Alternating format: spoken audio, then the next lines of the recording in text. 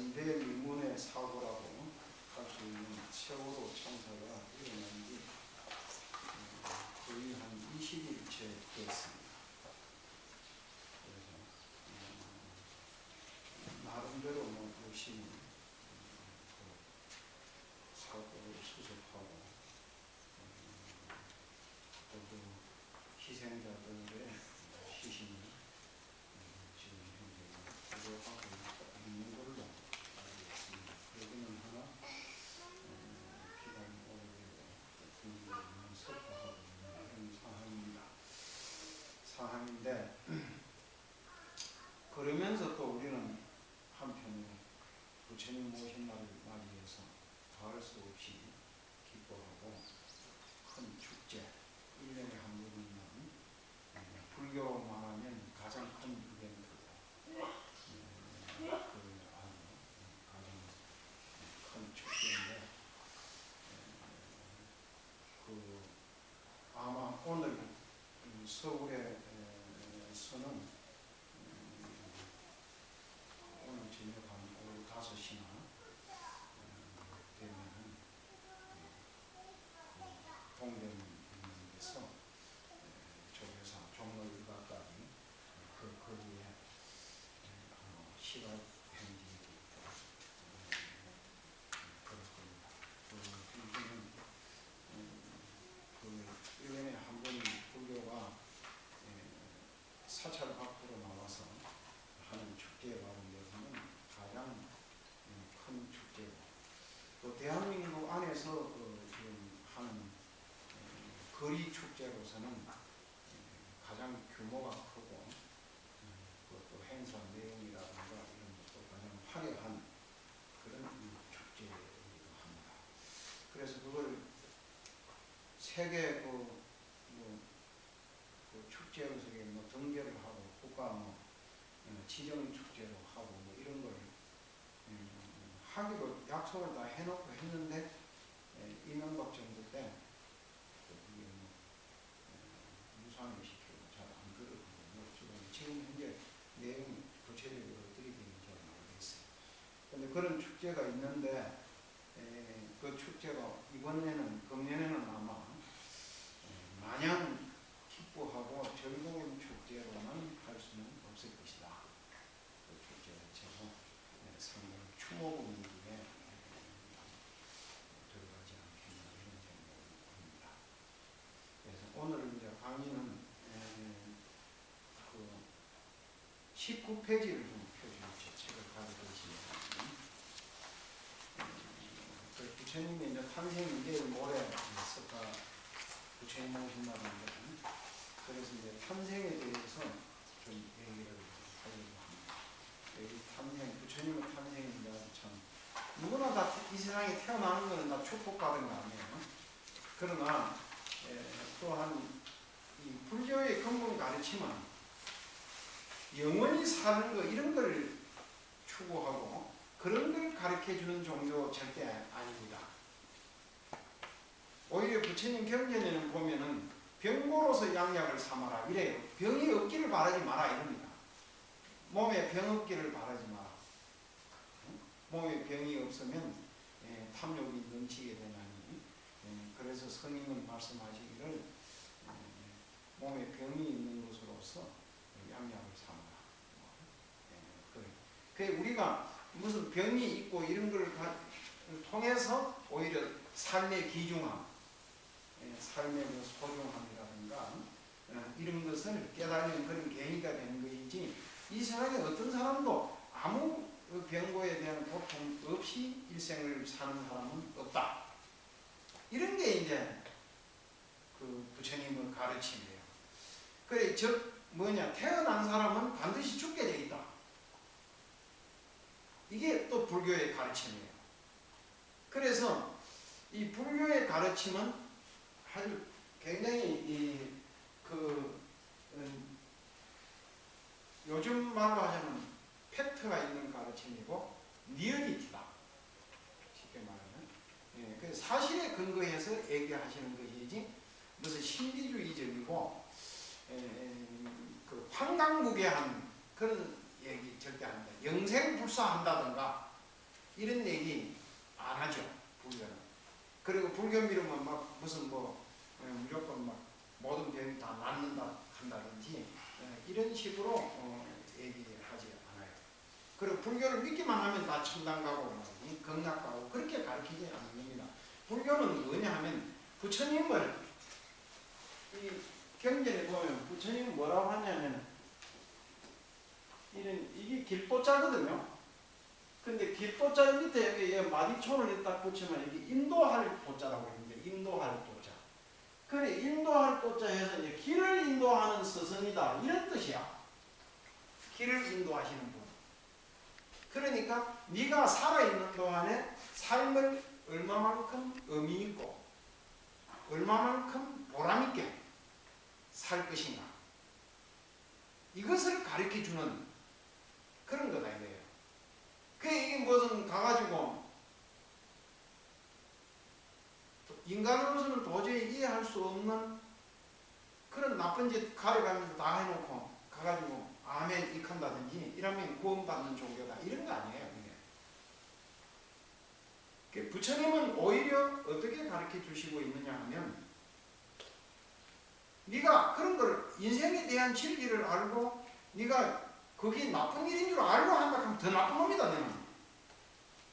그러니까 나쁜 짓 하는 놈이 어떻게 하나님을 믿고 부처님을 믿는 놈이 더 나쁜 짓 하고 그러면 그러면 그게 부처님이 그 사람을 더 용서 안 하지. 그 용서 안 해야 되지.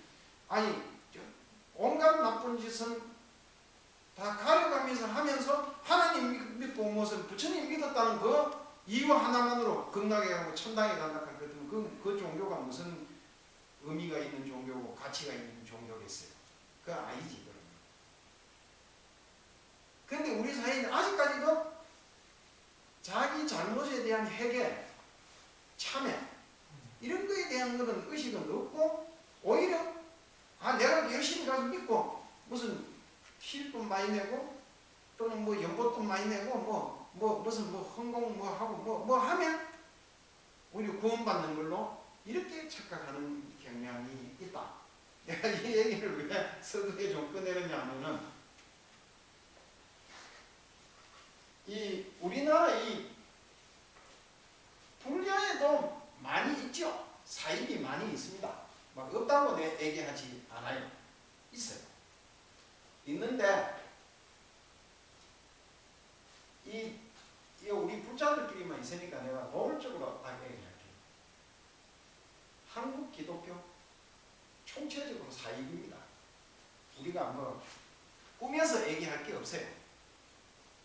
이거는 알만한 사람들은 다 아는 사실이야. 미국이라고 하는 나라가 한국에 들어올 때 선교사를 맨 처음에 들여보냈습니다. 그걸 누가 들여보냈느냐? 미국 CIA가 들여보냈습니다. 그 사람들이 CIA 교육을 받고 선교사들이 한국에 들어올 때 한국 문화, 한국 문명 이런 것을 싸그리 다 부정하고 없애버려요. 그렇게 지령을 받고 왔다고 하는 것이 옛날 내가 자주 인용하는 것이 SBS라고 하는 텔레비전 공영방송 거기에 신의 길, 인간의 길이라고 하는 편에 나오는 이야기. 근데 그 중에 80년대에 오대양이라고 하는 사건이 우선에 있었습니다.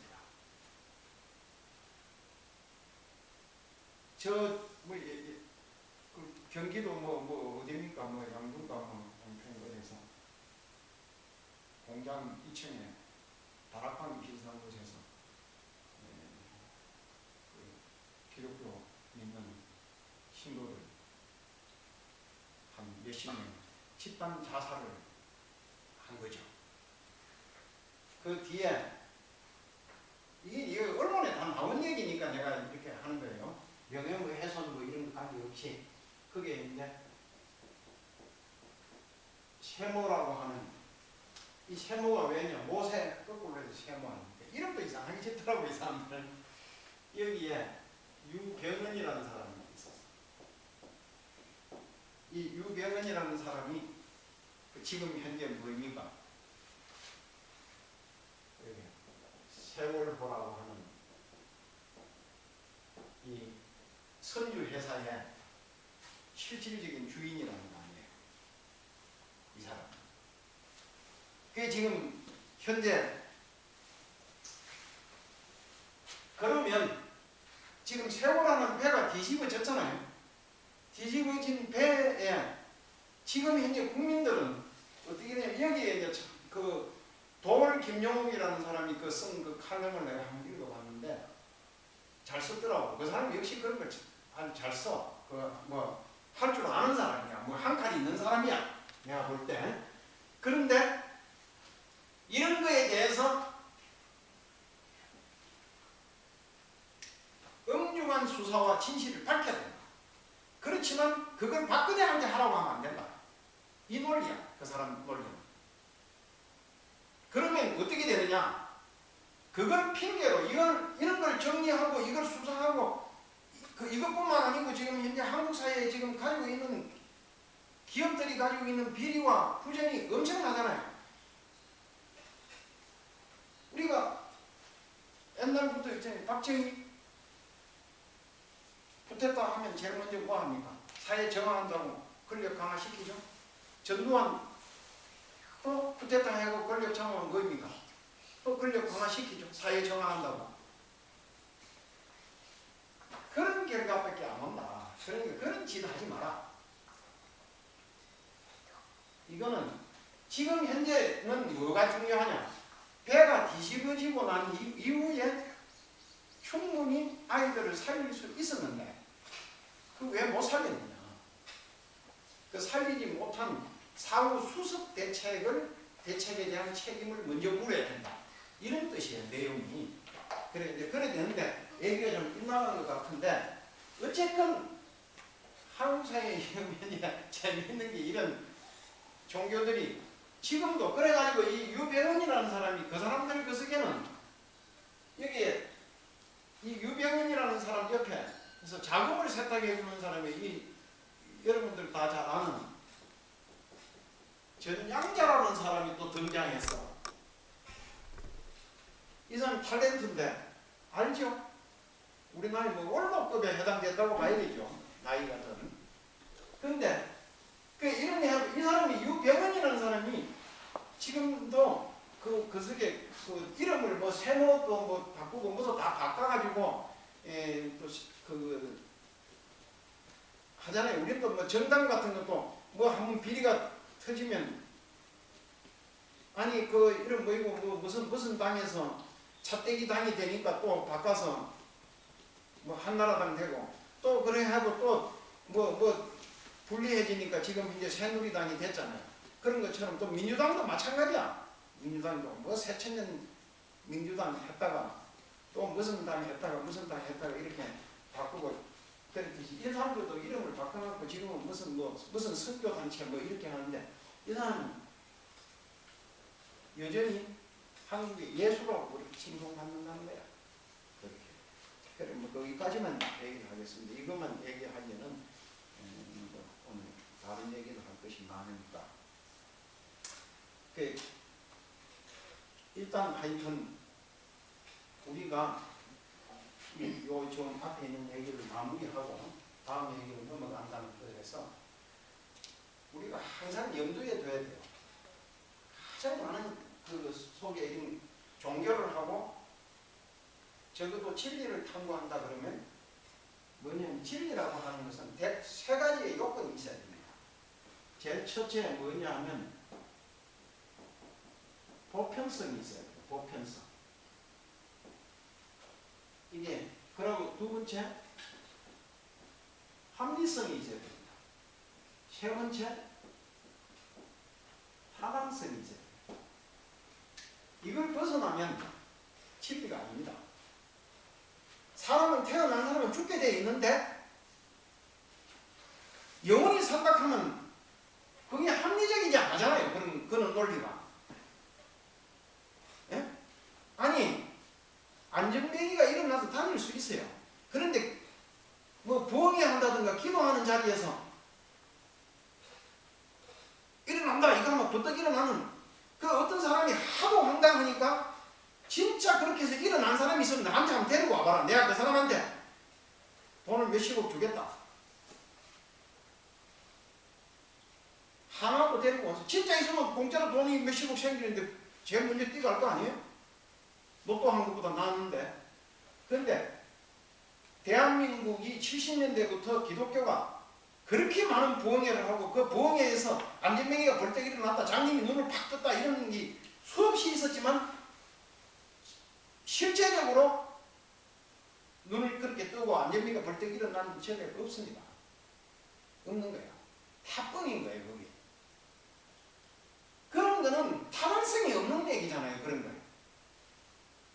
그리고 또 우리가 이제 그 진리라 하는 게 뭐예요? 아까 내가 얘기했듯이 절에만 와야 무슨 꼭 절에 댕겨야 구원을 받는다. 절에 안 다니면 건강 못 간다. 이러면 그 타당성, 보편성적인 게 아닌 거야.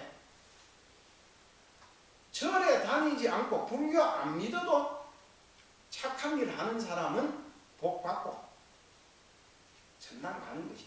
오히려 절에 안 다니는 사람이 절에 다니고도 착한 일 안 하는 사람보다는 절에도 안 다니고 착한 일 하는 사람이 그 사람이 복 받는다 해야지 구원 받는다 해야지 그게 보편성이 있지. 그런 거 아니에요? 타당성이 있고. 그 내가 항상 하는 말로 절에 우리가 진짜 불자가 되려면 건강에 가는데 나는 그동안 열심히 절에도 다니고 그러니까 천천히 가도 된다. 당신은 절에도 안 다니고 그랬으니까 당신 먼저 건강에 가라. 그 양보해 줘야 될 거 아니에요? 양보해. 지는 나쁜 짓, 온갖 나쁜 짓 다 해놓고 절에 다니고 교회 다녔다는 이유 하나로 천당에 가고 극락하고 자기 부모 형제는 다 지옥에 가면 그 사람이 마음이 편하고 그 천당에 가고 마음이 편하고 부귀영화를 누리겠어요? 옆에 친구도 같이 가고 부모도 같이 가고 예? 형제도 같이 가고 그 옆에 사람들 같이 가야지 그게 그것은 즐겁고 좋지. 한 사람 다 지옥에 가쁘는데 자기 혼자 건강에 가고 천당에 가서 있으면 그게 뭐가 그렇게 즐거운 얘기예요. 그러니까 그런 것은 보편적성이 없는 얘기다 이런 뜻이에요. 그렇게 하면 그 진리가 아니라 그런 것은 그런 게 아니다. 근데 이제 본문을 좀 읽어보겠습니다. 이걸 읽으면서 얘기를 해야 이제 지금까지 얘기한 내용이 이제 이해가 됩니다. 장차 탄생, 장차 위대한 인물이 태어나려고 하는데 어찌 신기한 기운이 나타나지 않겠는가. 땅이 흔들리고 하늘이 울리더니 무지개 빛깔의 구름들은 하늘을 온통 장식하고 구름 사이로 선녀들은 춤을 추며 꽃길을 내려주시고 또 하늘의 악사들은 모두 모여 연주를 하고 그 많은 건달바들은 모여 찬탄하는 노래를 부르고 은은하게 7가지의 향기들이 고루고루 퍼져나가는데 어찌하여 이렇게 일찍이 보지 못한 일이 일어나고 있는가. 사람들은 저마다 감탄하고 있을 때 해산을 위해 친정으로 가시던 마야 부인은 저기 룸비니 동산은 쉬어가기에 참 좋은 곳이니 잠시 멈추어다오. 타고 가던 소래에서 내려 쉬는 중인데 무수 꽃나무 아래서 아하 어찌 이다지도 향기로운 꽃이 곱게도 피었나. 손을 들어 꽃을 만지는 순간 장차 인류를 구제하실 분 하실 그분 이름도 거룩한 시달다 태자가 태어나셨다. 장중한 음악에 맞추어 꽃비가 내리고 9마리의 용들이 감로를 뿜어 모욕을 시키시니 사방으로 7걸음도 걸어보시고 손을 들어 하늘도 한 번 가리키고 땅도 한 번 가리키고 하늘 위에서나 하늘 아래서나 오직 나는 홀로 존귀하다. 지구가 흔들리는 사자우를 하시니 아직도 그 큰 말씀 귀에 울리네.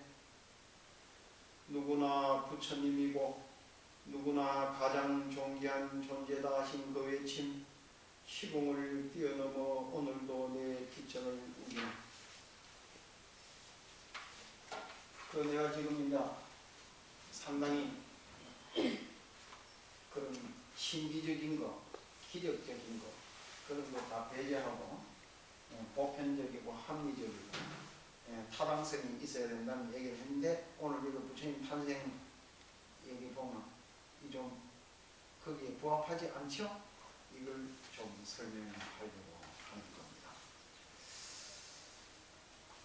이제 고대 사회라고 하는 거, 부처님이 태어나셨을 때 내가 첫날 얘기했는데 철기 문화가 절정에 이르렀던 시기입니다. 그래서 부처님이 태어났을 때는 이미 그 석기 시대를 거쳐서 철기 시대, 동기 시대, 그 동기 시대를 거쳐서 철기 문화가 이루어졌고, 그 철기 문화가 어느 정도 인류 사회에 상당히 광범위하게 어느 특정 지역만 누리고 있는 문화가 아니라 그 유럽과 중국 또는 중앙아시아, 그 인도 이런 것에 그 대륙으로 아주 상당히 넓게 퍼져 있었어요. 그래서 그 당시에는 문자도 아주 높은 수준으로 발전해 있었고 그런 때입니다. 그런데 그러나 그 당시에 사람들은 이제 어떤 게 있냐면 문자로 역사를 기록하고 문자로 그 자기 문학적 표현을 하기 시작하는, 본격적으로 하기 시작하는 그런 때입니다. 그래서 중국 인도 사회에도 아주 유명한 고전 중에 인류 문화 유산에 아주 중요한 의미를 가지는 베다라고 하는 그 바라문들의 경전이 있어요. 베다. 이 베다가 그 당시 인도 사회를 지배하고 있는 거예요. 그 문화가. 그 중국 같은 데도 이미 보면 그 공자의 그 시경 같은 거, 그 공자가 편집을 하긴 했지만 이미 그 중국 사회에 그런 경전이 민간에 퍼지는 노래 같은 거 이런 것이 굉장히 넓게 퍼져 있고 그런 시대예요. 그러면 우리가 우선에 그런 그 베다라든지 중국의 시경이라든가 이런 경전들이 이렇게 그 고대 문헌들을 살펴보면 그 사람들의 표현 방법이 있잖아요. 표현 방법이. 그래서 부처님의 불전에, 부처님의 탄생설화는 어떻게 되어 있냐, 그런 지극히 그런 문헌들에 나타나고 있는 사항과 부합하고 있다. 그 영향을 받은 거죠. 그래서 그 했는데, 그러면 이제 우리나라도 보면 뭐 당군이다 이렇게 하면 가령 예를 들어서 당군 신화다 이러잖아요. 그 당군이 저 위에 한웅이 있고 뭐 재석이 있고 한웅이 있고, 그 한웅이 뭐 무슨 자기 아버지의 그 명을 받고 그 천부인 세 개를 들고 지상을 신단이라고 하는 땅으로 내려왔다. 내려와가지고 그 와서 나라를 다스렸다. 뭐 이런단 말이야. 그러면 그 당시에 왜 그런 표현이 나왔을까? 그걸 해석하잖아요. 하는 사람들. 그래가지고 나중에 한참 있으니까 뭐예요? 곰과 호랑이가 와서 우리도 사람이 좀 되고 싶으니까 뭐 어떻게 해달라고 이렇게 하니까 그 동굴 속에 들어가서 쑥과 마늘만 먹고 100일을 햇빛을 보지 말고 있어라. 그러니까 호랑이는 견디지 못하고 도망가고 곰은 쑥과 마늘을 먹고 100일 동안 견뎌서 사람이 됐다. 이런 설화가 나온단 말이에요. 그러면 그게 이제 그걸 하나의 팩트로 믿고만 절대적으로 그게 그렇게 했다. 이런 식으로 고대의 경전을 해석하는 사람들은 뭐라고 하느냐? 제일 위험한 사람들입니다. 그 사람들이. 골치 아픈 사람들이. 지금 현재 전 세계적으로 그런 식으로 해석하는 사람들은 제일 골치 아파요. 이게 원리주의라고 해요. 원리주의. 그래가지고 막 성경도 그 속에 뭐 안에 보면 뭐입니까? 그래서 하니까 뭐 목을 쳐라 이렇게 하니까 그러면 목을 쳐야 된다. 이런 식으로 해석하는 성경에 있는 한국 한자도 그냥 무슨 달리 해석할 수가 없다. 거기에나 표현한 그대로 해석하고 그대로 믿자. 이런 주의이거든. 원리주의자들이. 이 가장 위험한 겁니다. 불교에서도 마찬가지예요. 그렇게 해석하면 불교 경제는 하나도 앞으로 나가지를 못하는 거예요. 그게 신화를 해석하면 당연히 그 당군설화에 나오는 그러면 뭐냐? 호랑이 뭐냐? 호랑이로 상징되는 그 부족이 있다는 거예요. 부족이. 그럼 곰은 뭐냐? 곰으로 상징되는 그 부족이 있고, 그 부족의 대표들이 동물 속에 들어가서 마늘과 쑥만 먹고 100일 동안 했다는 것은 뭐예요? 그걸 정성을 들이고 기도를 했다는 뜻인 거예요. 그걸. 그래 거기에 부합해서 정략 결혼을 한 거다. 곰족과 그 기도한 당사자와 결혼을 한 게 아니고 이 호랑이족은 그냥 떨어져 나가버리고 그 한웅이라는 이 한웅이 통솔하고 있는 이쪽 지역의 사람들과 곰을 숭배하는 곰 토테즘을 숭배하는 부족이 서로 결합해가지고 하나의 새로운 왕조를 이루기 시작했다. 뭐 이런 식으로 해석을 하잖아요. 대체 또 다르게 해석하는 사람들도 있지만 그렇게 해야 되는 것이지. 이제 그 부처님 탄생설화에서도 부처님이라는 위대한 인물이 태어났다.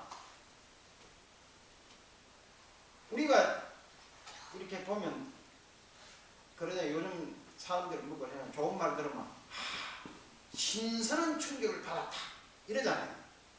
신선한 충격을 받았다.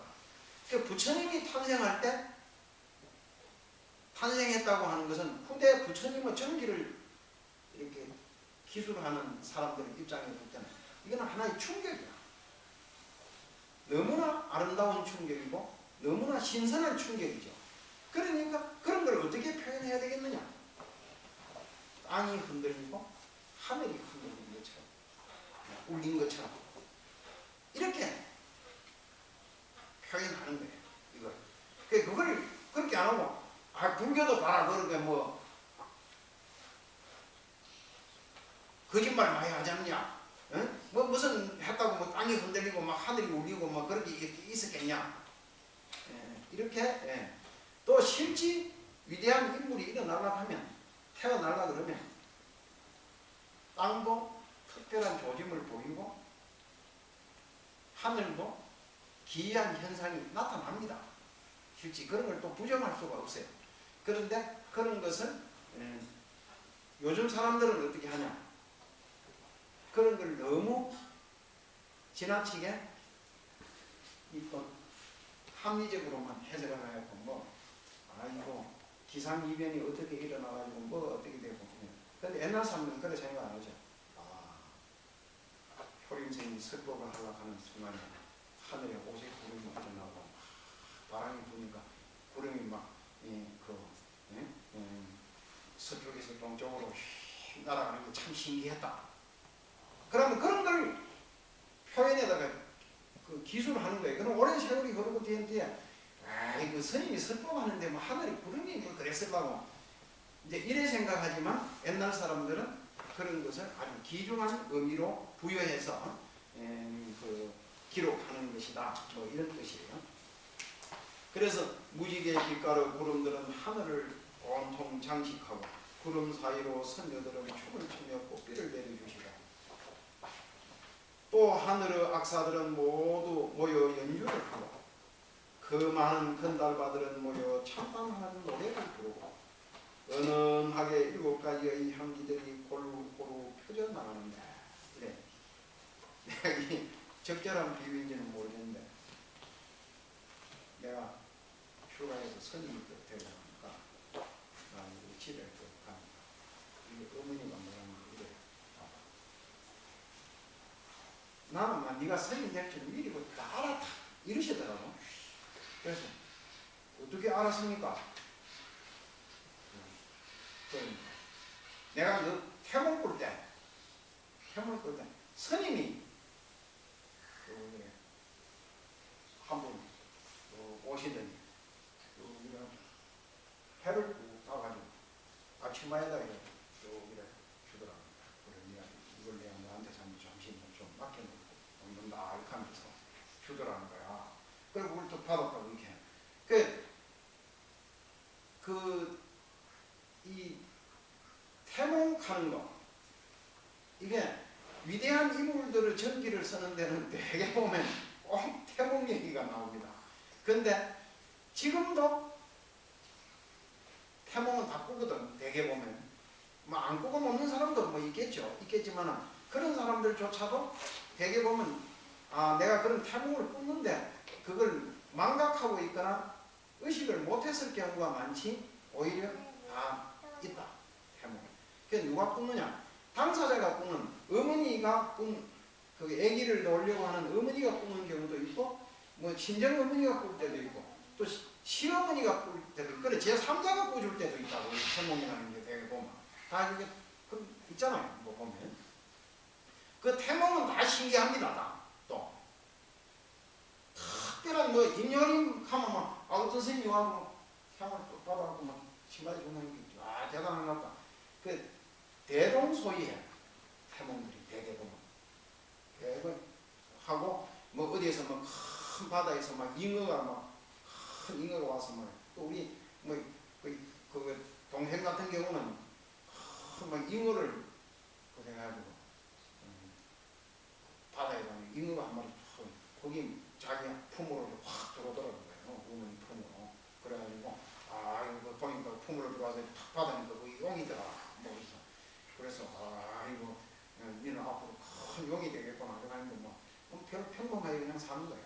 근데 어머니 그 아기를 놓는 어머니 입장에서는 그 아들이야말로 가장 귀중한 이고 태양이고 용이고 또는 가장 위대한 거죠. 따지고 보면.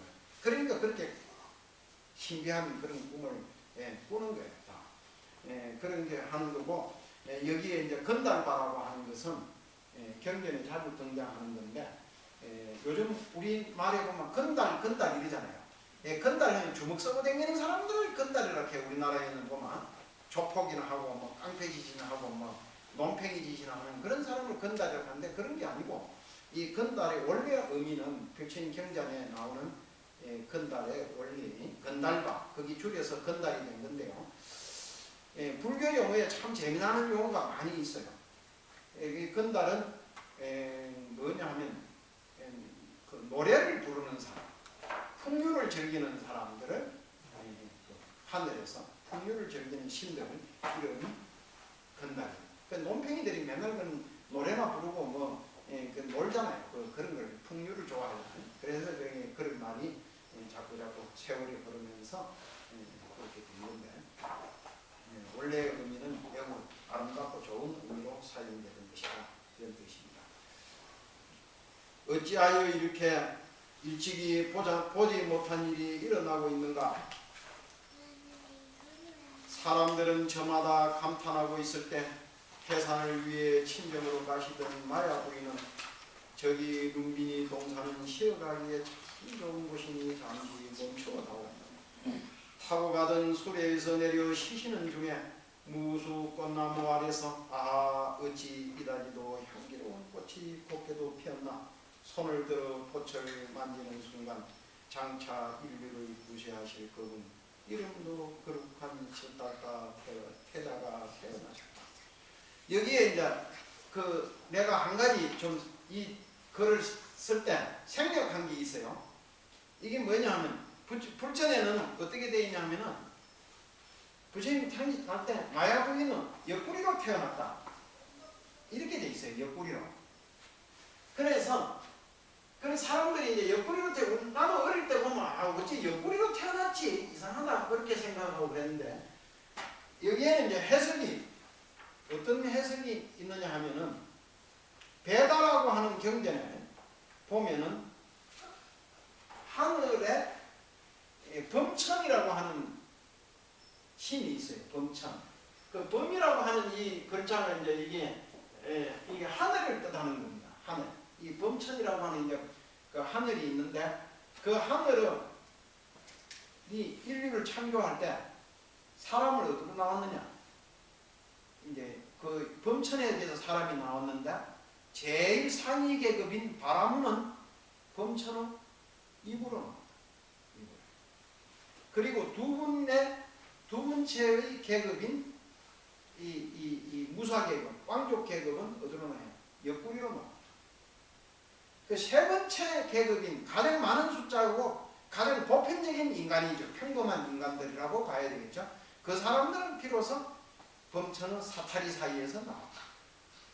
그리고 가장 천민, 쌍놈, 아주 쌍놈 계급은 어디냐? 범천은 발바닥으로 나왔다. 이래 돼 있는 거예요. 그래서 부처님이 신분이 왕족 계급이기 때문에 옆구리로 태어났다 이렇게 표현한 거 아니냐? 뭐 이런 그렇게 해석하는 일종이 있어요. 두 번째 해석에는 어떤 게 있냐면 이런 게 있어요. 아니다. 그 길거리에서 가다가 얘기를 했는데 아주 난산이었을 거다. 그래서 요즘도 제왕절개 수술이라는 게 있잖아요. 그 노마에 그 이름 뭐이고 저 노마를 불태웠다고 하는 그 유명한 무슨 그 황제고 그 황제가 태어날 때 배를 엄마 못 태어나서 엄마의 배를 가르고 나왔다. 그래서 그걸 제왕이라고 한다 그러잖아요. 제왕. 임금제, 임금왕. 그 제왕 절제수를 가르고 나왔다. 그렇게 그 말이 생겼다는 거거든요. 그러니까 그런 것처럼 옛날 고대 사회에서도 그런 게 있었단 말이에요. 그 태어나기 어려우면 배를 갈아서 나오는데 그렇게 태어나는 거 아니겠느냐. 왜 그런 얘기가 나오느냐. 부처님이 태어나시고 난 뒤에 일주일 후에 부처님은 모친이 돌아가셨어요. 그래서 돌아가신 거는 그거는 하여튼 얘기를 나누고 돌아가셨다는 것은 사무 신통이 심했었거나 뭔가가 그 산후조리가 잘못되는 뭔가가 있었기 때문에 일주일 만에 돌아가신 거 아니에요. 그래서 그렇기 때문에 돌아가신 거 아니겠느냐. 뭐 이렇게 해석하는 사람들도 있어요. 그런 해석도 매우 가능성이 없지는 않을 거다. 그렇게 봐요. 그러나 그 몸에 수술을 해서 태어났을 거냐 하는 것은 나는 조금 동의하기 어렵고 의문점이 없지 않겠다. 뭐 이렇게 봐요. 하여튼 그러나 길거리에서 친정에 가던 중에 눈빈이라고 하는 동산에서 그 출산을 해서 거기에서 그 출산을 했는데 그러다 보니까 다시 요즘 모양으로 막 119를 불러가지고 뭐 간다든지 또 왕비니까 뭐 특별하게 뭐 어떻게 해가지고 뭐 좋은 의료시설을 해서는 안 돌아가셨을 건데 거기에서 아기를 놓고 거기에 뭐 머무를 수 없으니까 바로 그 본래 목적지인 친정으로 돌아가는 중에 그 조리가 잘못돼서 돌아가셨다고 하는 것이 가장 합리적인 해석일 것이다. 이렇게 보는 겁니다. 그래서 부처님은 어떻게 보면 그 신분이 고귀한 신분으로 태어났지만 어머니가 일찍 돌아가셨다고 하는 측면에서는 매우 불행을 겪은 분 가운데 한 분이에요. 그러니까 부처님이 어떻게 간에 태어났어요. 여기서 무수라고 그러죠. 무수. 이 무수나무 아래에서 태어났단 말이에요. 난데 그 눈빈이라고 하는 동산에 이제 가서 무수나무라고 하는 나무인데 태어났는데 나는 인도에 가서 무수나무 꽃을 못 봤어요. 근데 인도 여행하는 중에는 그때 그 당시 인도도 겨울에 해당되는 철이라서 못 봤는데 태국에 가서 태국 그 왕실 정원에 가니까 이렇게 나무가 있는데 그 무수나무라고 그게 안내판이 이렇게 보니까 영어로 이렇게 했는데 보니까 뭐라고 써 있어. 그때 뭐라고 근데 이 수상해 가지고 물으니까 그게 무수다 이러더라고. 그러니까 한문으로 무수라고 하는데 없을 무자, 네. 근시무자죠. 근시무자. 그래 무수, 나무수자. 이 나무의 본래 이름은 내가 이 전문 학자가 하기 때문에 본래 명칭이 있을 거예요. 그러나 경전에서는 이게 무수라고 해요. 이 부처님은 재미있어요. 부처님하고 가장 밀접한 관계를 이루는 나무가 제일 첫 번째 등장하는 나무가 무수나무입니다. 두 번째 등장하는 나무가 보리수예요.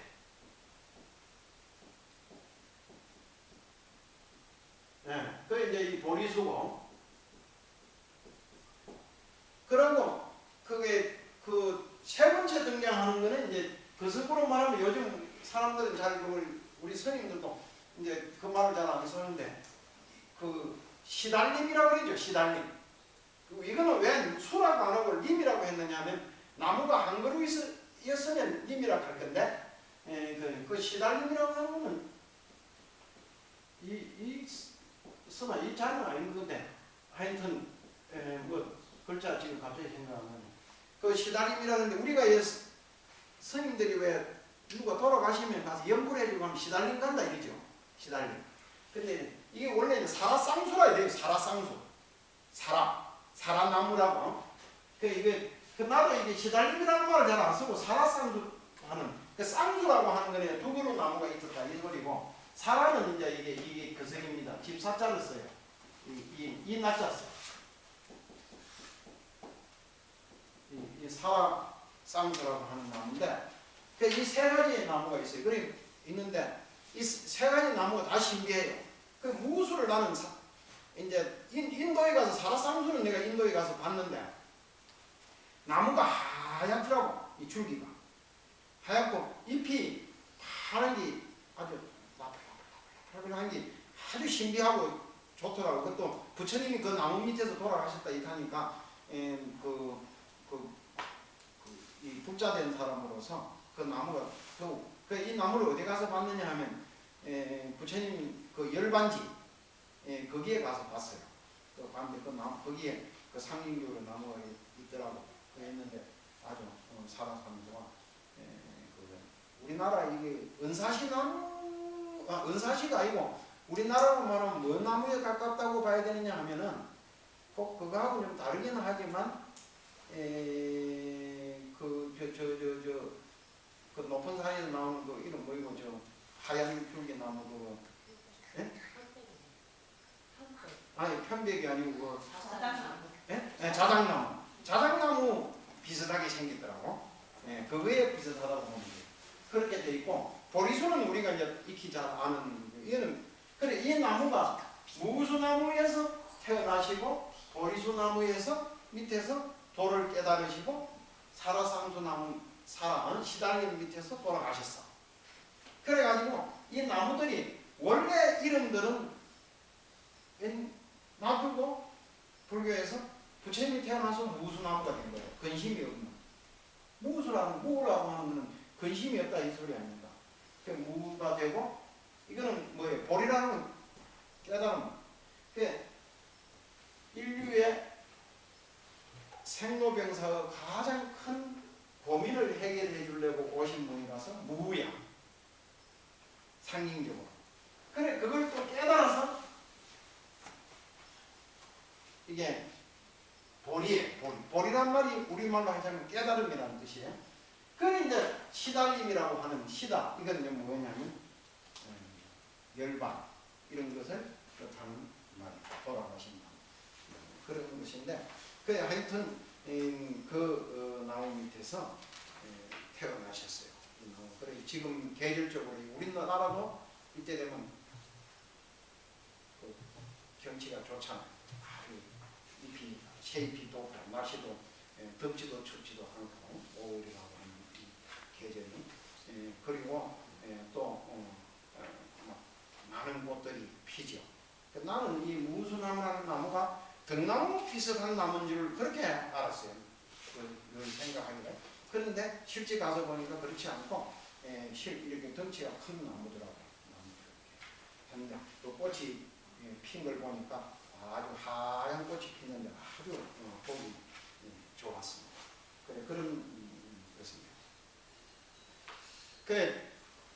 장중한 음악에 맞추어 꽃비가 내리고 이런 것은 그 당시 불전을 기록하는 거룩한 사람이 태어났을 때의 그 여러 가지 상황을 아름답고 장중하게 꾸미기 위해서 나타나는 표현 방식이다. 이렇게 생각하면 돼요. 9마리의 용들이 감로를 뿜어 목욕을 시키시니 사방으로 7걸음도 걸어보시고 손을 들어 하늘도 한번 가리키고 땅도 한번 가리키고 하늘 위에서나 하늘 아래서나 오직 나는 홀로 존귀하다. 지구가 흔들리는 사자후를 하시니 아직도 그 큰 말씀 기억이네. 누구나 부처님이고 누구나 가장 존귀한 존재다 하신 그 외침 시공을 뛰어넘어 오늘도 내 기천을 우리네. 이 인도에 내가 가서 또 보니까 그 부처님이 탄생한 눈빈이 이제 그 가서 보니까 이제 부처님은 어머니 이름이 마야부인이잖아요. 일주일 만에 돌아가시긴 하셨지만 그 마야부인이 이제 불전에서 이제 자주 등장하는 굉장히 상징적 의미가 크죠. 실질적으로 불교 발전에 크게 더 많이 기여한 사람은 부처님의 생모인 양육모, 그러니까 부처님을 원래 이모네 인도의 풍속에 의해서 나중에 언니가 돌아가시니까 부처님은 참 정만왕의 부인이 됐어요. 마야 부인의 동생이 그 사람 이름 마하파자 파티인데 그분이 나중에 비구니도 되고 최초의 비구니죠. 그런 하는 불교 발전에 크게 기여했지만 실제 크게 상징적 의미로는 역시 부처님을 낳으신 어머니 마야 부인이죠. 그래 그 루미니 공원에 가면 마야 부인 마야당이라고 해갖고 이렇게 절이 크게 하얀 빛깔로 해가지고 우리나라 이런 건축비로 보면은 또 좀 우리 나치 설교 좀 다르기는 합니다만 그쪽 사람들은 그 나름대로 지어놓은 법당이 있어요. 그리고 부처님이 용들이 물을 뿜어서 목욕을 시켰다고 그러잖아요. 그래가지고 그 생긴 연못이 있는 거예요. 못이. 지금도 그 못이 있습니다. 그 사각으로 딱 우리나라 이런 모양으로 자연스럽게 이렇게 해놓지 않고 그 사람들은 이제 각을 탁 해서 돌을 쌓아서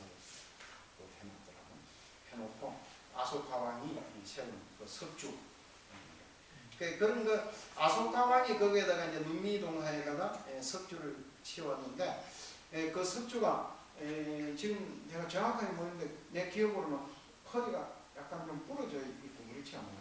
그 석주가 있는데 그 아소카왕이라는 사람은 인도를 최초로 통일한 사람입니다. 그래서 오늘 우리가 인도라고 하는 것은 부처님 당시에는 그런 개념이 없죠. 통일국가가 아니고 그 당시에는 다 조그마한 부족국가예요. 그래서 사람들이 물을 범하는 것 가운데 하나가 이제 서가모니 부처님이 태어나신 그 가빌라라고 하는 나라는 조그마한 부족국가에 불과하다. 또 무슨 국가를 폄하하는 듯한 그런 표현을 자주 쓰는데 그렇게 보려고 하면 그 당시에 부처님의 나라인 가필라국만 부족국가가 아니고 그 당시에 있었던 모든 국가들은 다 부족국가예요. 실제가. 그런데 그 중에서 이제 그러면 부족국가 중에서 가장 세력이 강성한 나라가 어디냐? 이제 뒤에 좀 나오겠습니다만 마가타국이라든가 이런 나라들이 강성한 국가예요. 그런데 그래 나중에 그런 국가들에 흡수돼요. 그 흡수되는 것 같은 여기 내가 읽어보셨겠지만 아주 좀 부처님으로서는 참 상당히 비통한 현실이 되는 그런 일들이 일어나요.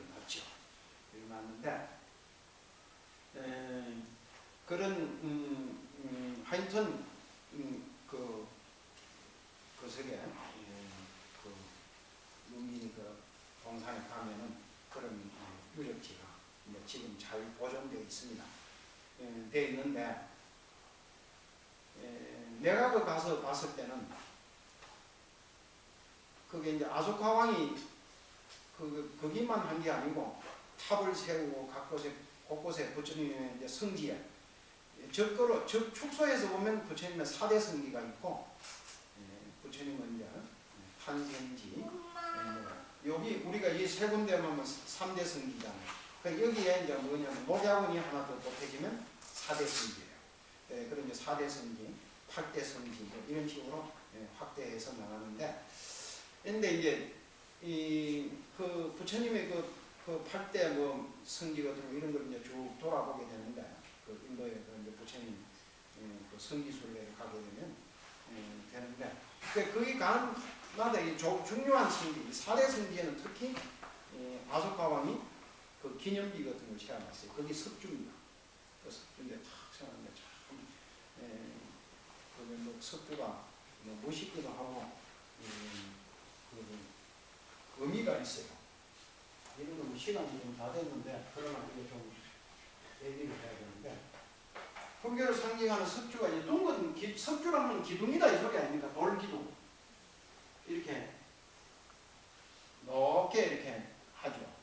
뭐 한 10여 미터, 뭐 한 15m, 높고 한 20m까지 가는 게 있을 거예요. 그럼 여기에 이제 이렇게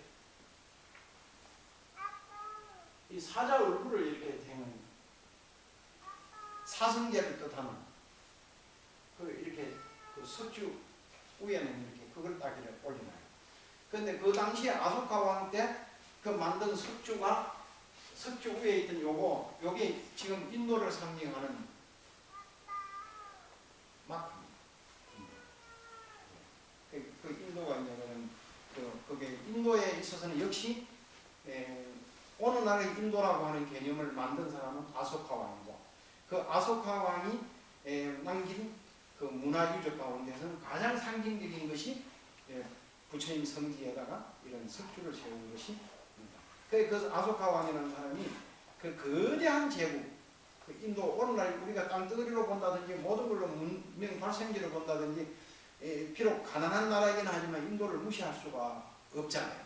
그런 큰 제국인데 그 인도라고 하는 그 나라를 그런 통일해가지고 그 원대한 제국을 건설했단 말이에요. 그런데 우린 중국 같은 데는 진시황이 최초의 왕이잖아요. 이 사람이 우리가 역사를 보면 이해하지 못하는 행동을 많이 하잖아요. 확 하고. 그게 자기 철학이 부족한 거야. 진시황 같은 사람은. 그런데 아소카왕은 반대죠. 불교의 기함으로 해서 굉장한 그래서 역대 우리가 고전을 연구하는 데 있어서 그 인류 역사의 통치자로서 황제로서 가장 존경받는 황제들이 몇 사람 있습니다. 몇 사람.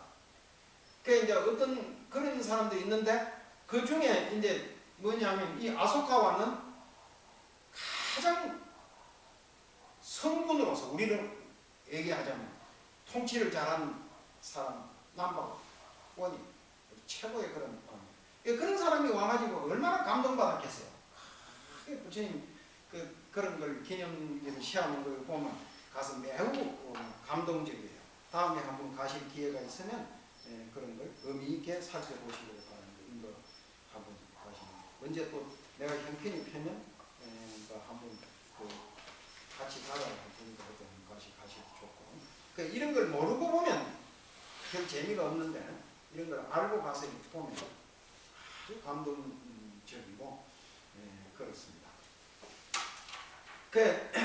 아까 이제 그 얘기를 뭐 하다가 너무 지나치게 많이 하면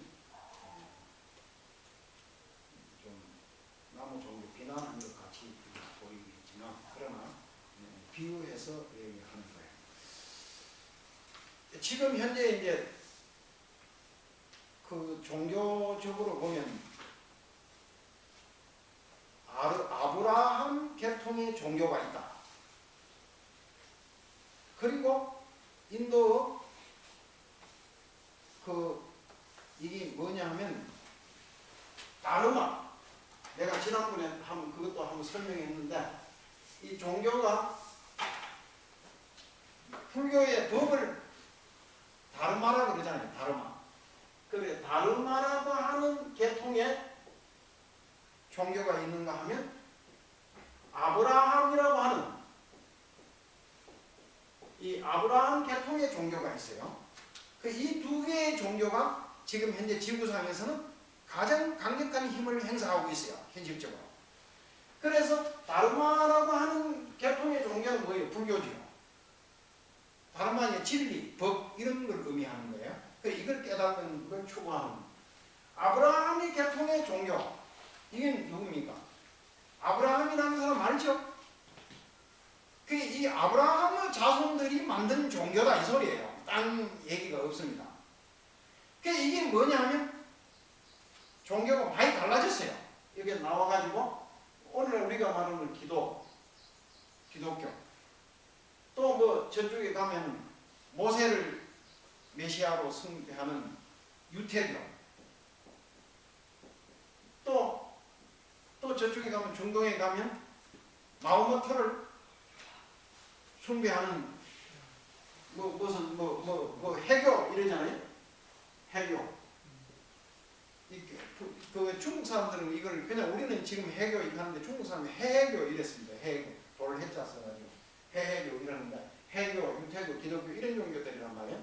근데 여기에서 이제 우리가 다른 모세의 탄생을 버렸는데 나중에 어떻게 해서 누가 강가에 돌이 뿌린 걸 가서 이렇게 주워가지고 그렇게 키워가지고 하고 이런 전설이 있죠.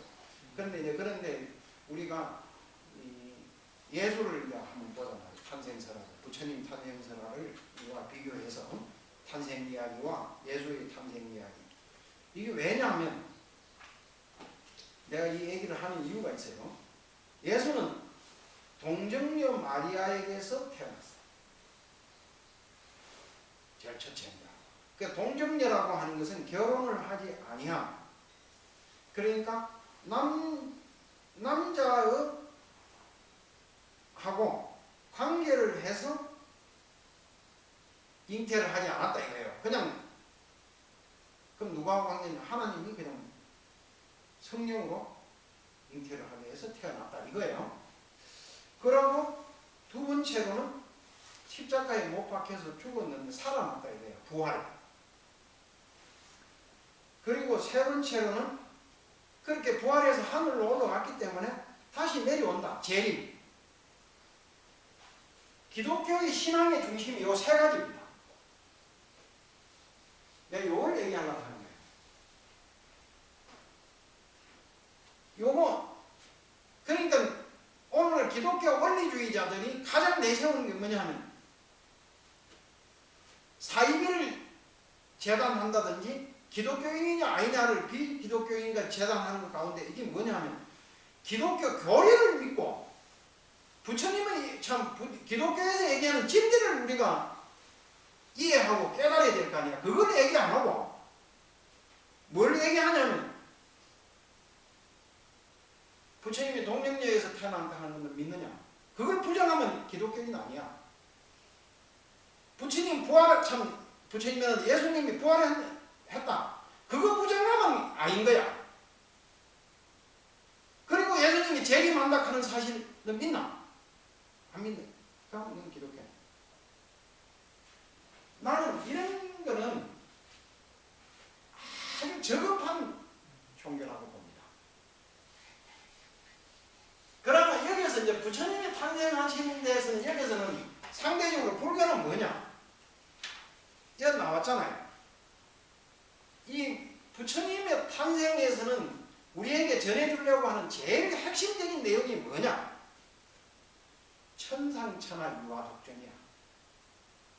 부처님 뭐하러? 부처님이 부처님이 태어나시자마자 사방으로 일곱 걸음을 걸어서 손가락을 가리키면서 하늘을 한번 가리키고 땅을 가리키면서 천상천하 유아독존이라고. 하늘 위에서나 하늘 아래서 내가 홀로 높다 이랬는데 그 7걸음을 걸었다 안 걸었다 이런 게 중요한 게 아니에요. 그러고 부처님이 그 자리에서 그 말을 했느냐 안 했느냐 이건 별로 크게 중요한 게 아니에요. 그런 건 따져봐야 별 의미가 없어요.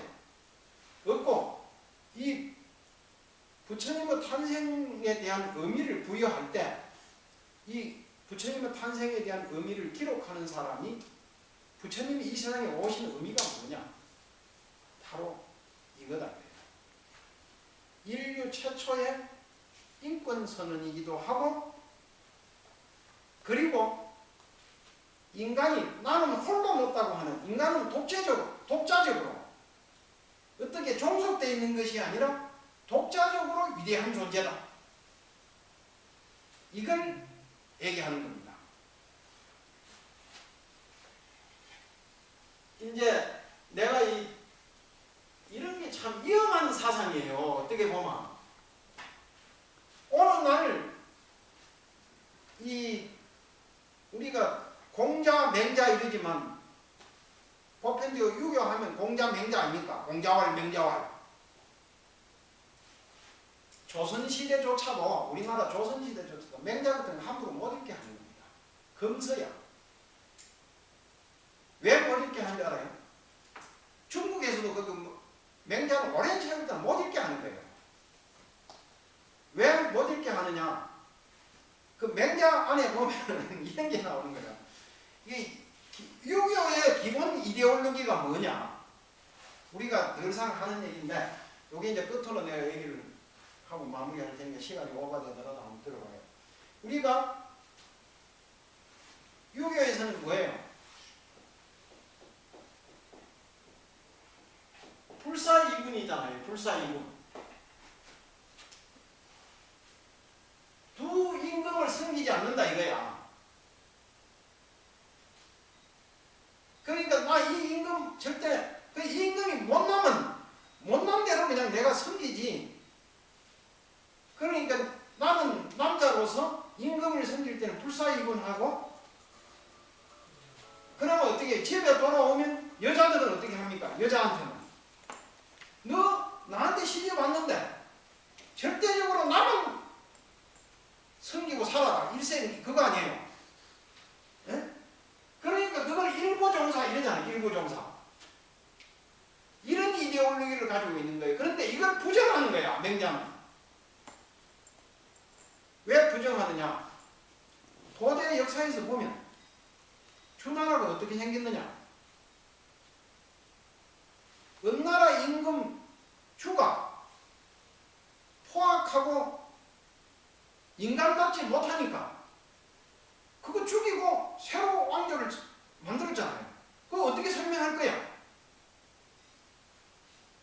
아니 조선 500년 이성계가 고려 임금을 섬기다가 죽이고 지가 왕조를 만들었죠. 그거 어떻게 설명할 거예요? 이 불사이분인데 불사이분 설명할 방법이 없잖아요. 그게 맹자는 뭐냐면 그런 인간은 왕이 아니지 않느냐. 그거는 그런 거는 죽이고 새로운 왕을 건설할 수 있다. 이걸 가르치는 거야 맹자가. 그러니까 임금된 입장에서는 불안하잖아요. 아, 내 임금으로 막강한 권력을 내 마음대로 해야 되는데 나 죽이 뿌리고 이놈들이 새로 한 놈이 와서 왕 만들면 곤란하잖아요. 요즘 연속국 정도전이라는 거 있죠? 하죠.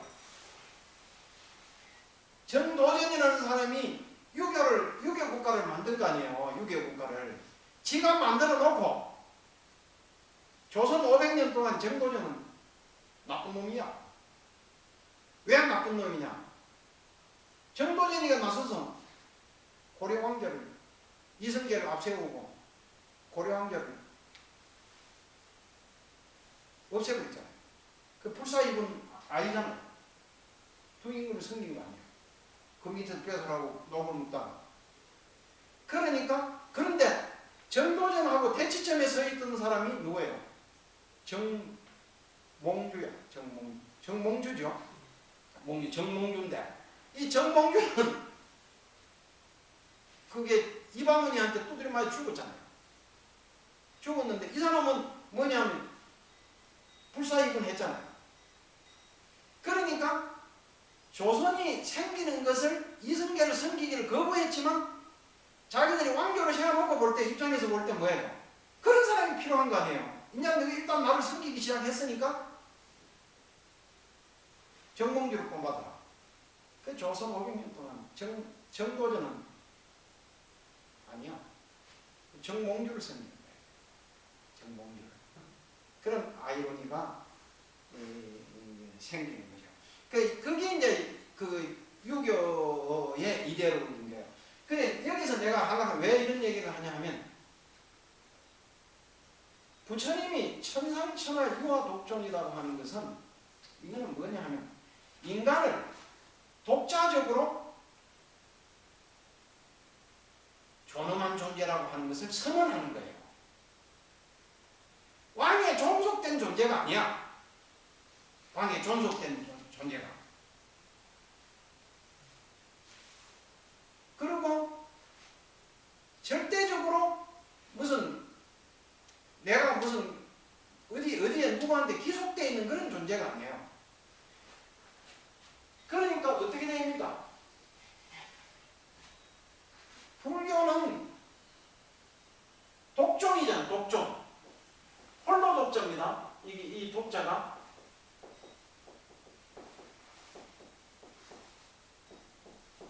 이게 독종인데, 기독교는 뭐예요?